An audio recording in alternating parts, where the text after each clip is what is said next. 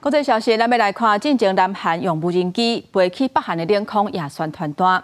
即马北韩政府是决定要处理这件代志。根据北韩的官方媒体报道，北韩国防部向边境部队下令，若发现南韩无人机飞入来，就甲击落来。而且南韩的军方嘛发现讲，北韩为着要甲南北韩的交通切好断，即马暗算要甲经济线、甲东海线这两条铁路甲绑好断。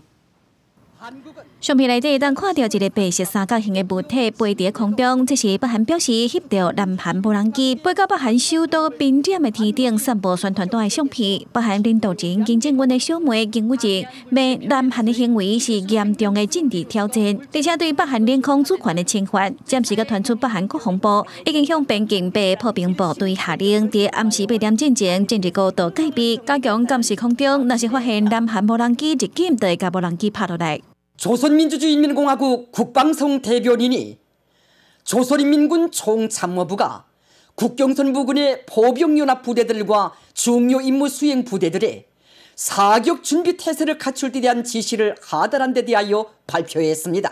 北韩勇士表示，金正恩讲到南韩团单认为上严重的问题是无人机进入北韩领空。官方媒体呼吁南韩应该要即时停止这款有可能引发武装冲突、造成双方战争的不负责任又个危险的行为，会对无人机进入领空采取报复行动。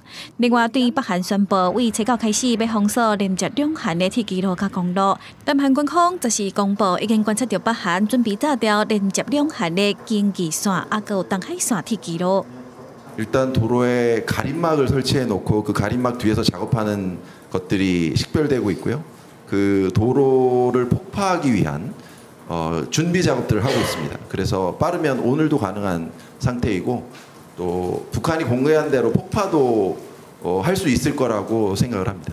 另外，在两韩相接的道路面顶，南韩嘛发现北韩正在准备爆炸设备，暂时无清楚有倒一寡道路会互毁掉。南韩军方呼吁北韩保持克制，表示若是南韩民众的安全因此受到威胁，就会向北韩进行报复。广西新闻台董炳业。